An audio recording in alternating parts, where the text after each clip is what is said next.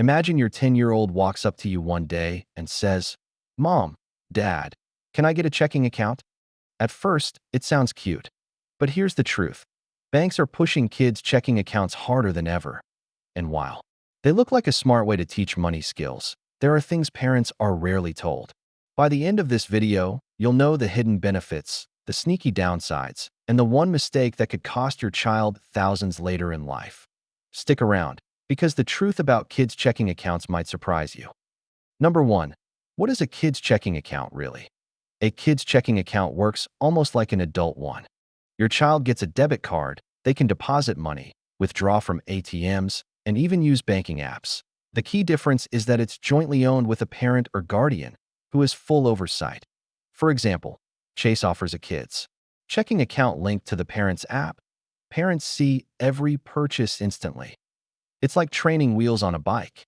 Your child gets to pedal, but you're still running behind holding the seat. Number 2. Why banks are offering these accounts? Banks don't just want to help kids learn money. They're playing a long game. If your child opens an account at 13 and sticks with the same bank into adulthood, that's decades of customer loyalty.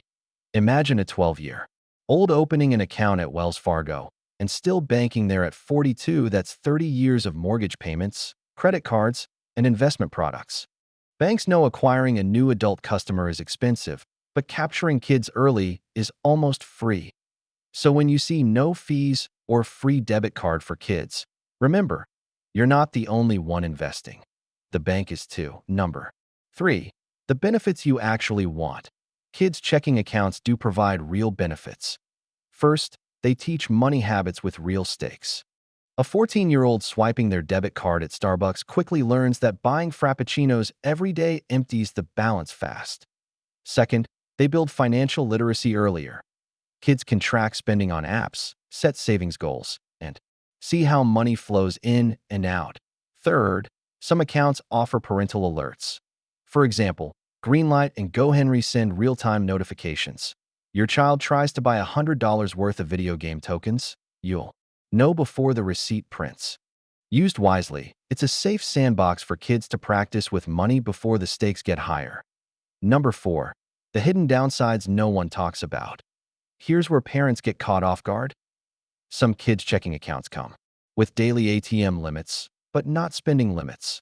That means if your teen connects their debit card to a gaming account or shopping app, money can drain fast. Another issue, overdrafts. While many kids' accounts block overdrafts, some do not.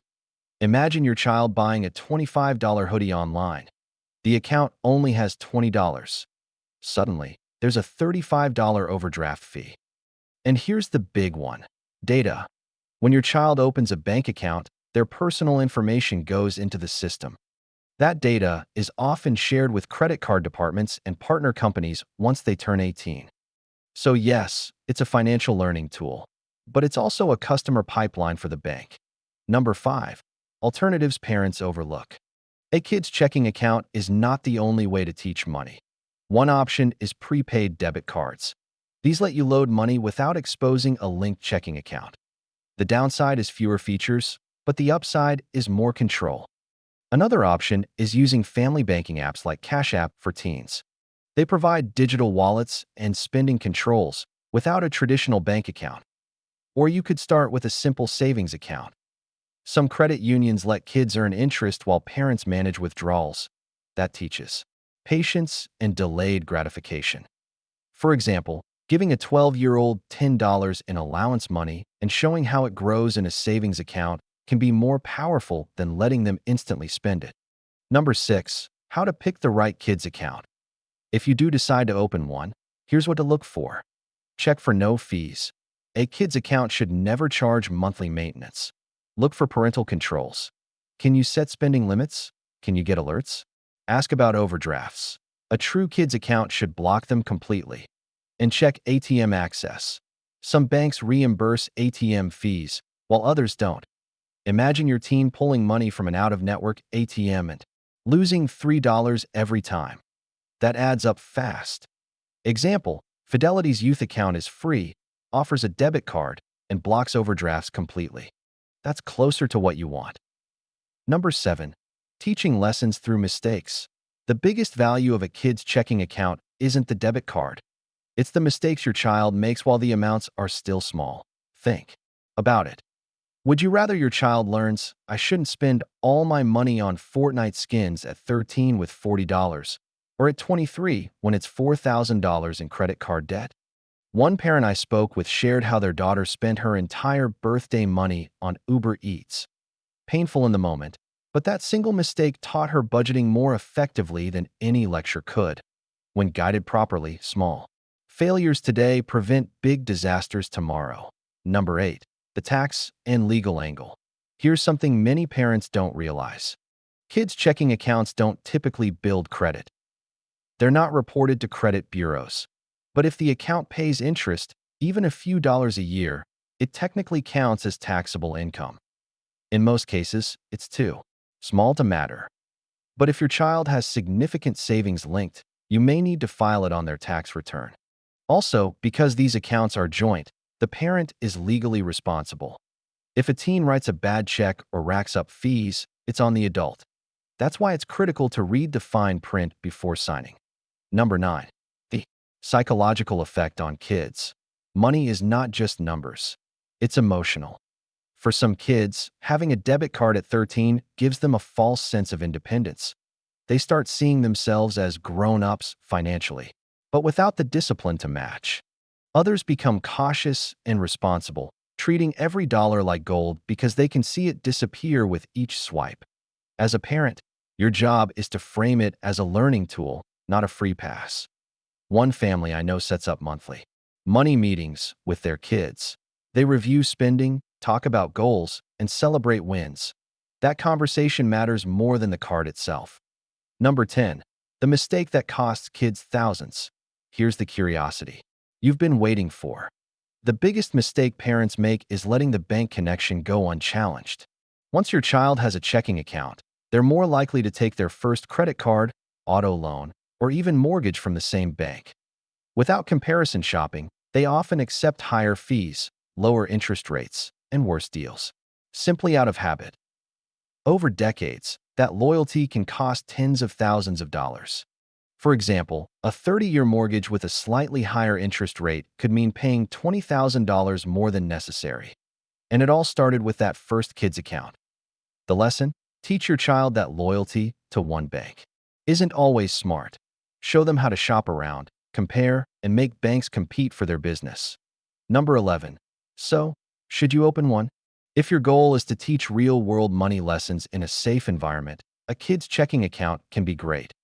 If your child is mature enough to handle a debit card, it's a powerful tool. But don't be fooled into thinking it's the only path. Prepaid cards, savings accounts, and money apps can do the job too. The key is not the product. The key is the conversation you have with your child, the guidance you give, and the lessons you reinforce. Number 12. What age is the right age? Many banks allow kids as young as 6 to have a joint checking account with their parents. But just because you can does not mean you should. The right time depends on your child's maturity, not their birthday. If your child understands the basics of earning, saving, and spending, then they might be ready for the responsibility of swiping a debit card. For example, a 9-year-old who already saves part of their allowance might be ready sooner than a 13-year-old who spends every penny the moment they get it. Number 13. The role of allowance in kids' accounts. A checking account is only useful if money actually flows through it.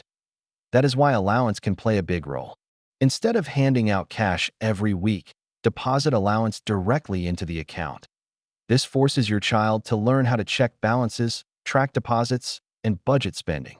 For example, a parent who transfers $20 weekly teaches the same lesson as cash, but with the added benefit of digital money management. Number 14. Linking chores to banking. Some accounts let parents pay kids for chores directly through the app. This turns housework into a mini paycheck system, teaching kids that money comes from effort, not just requests. Imagine your child mowing the lawn on Saturday and instantly seeing $15 pop up in their account. That connection between work and reward makes money feel real. Number 15. Setting up savings buckets. Some kids' accounts allow dividing money into spend, save, and give categories. This is powerful because it shows kids that not every dollar is meant to be spent right away. For example, if your child earns $50 in birthday money, you might encourage $30 for spending, $15 for saving, and $5 for giving to a cause they care about. These small systems build habits that last into adulthood. Number 16. Introducing digital security early. Kids' checking accounts often come with online and mobile access.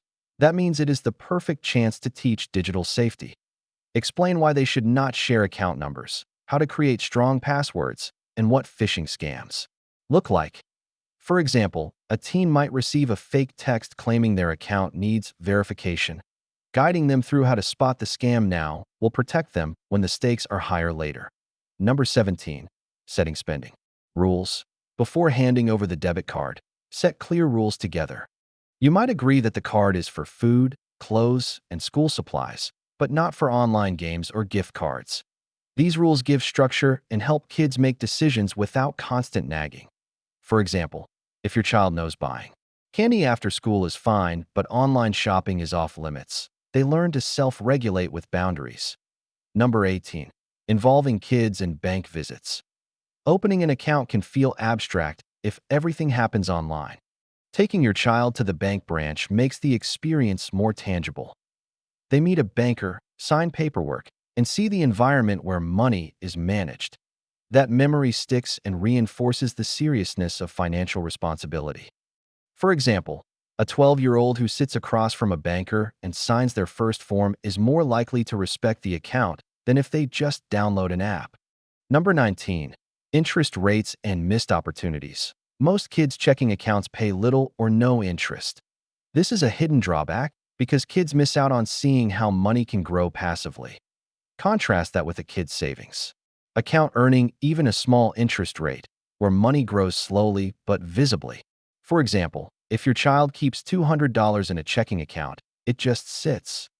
In a savings account, it might grow by a few dollars each year, showing the power of compound growth. Number 20.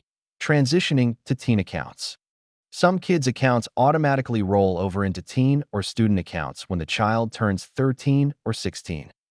Parents often overlook what changes when this happens. Teen accounts may come with fewer parental controls, higher withdrawal limits, or even optional credit card offers.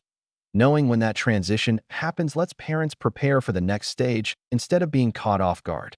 For example, your child turning 18 might mean automatic access to full banking privileges, whether they are ready or not. At the end of the day, kids' checking accounts are not good or bad. They're simply tools. Just like a hammer can build a house or break a window, it depends on how it's used. So here's the real question for you. If you gave your child a debit card tomorrow, what's the first thing you think they'd buy?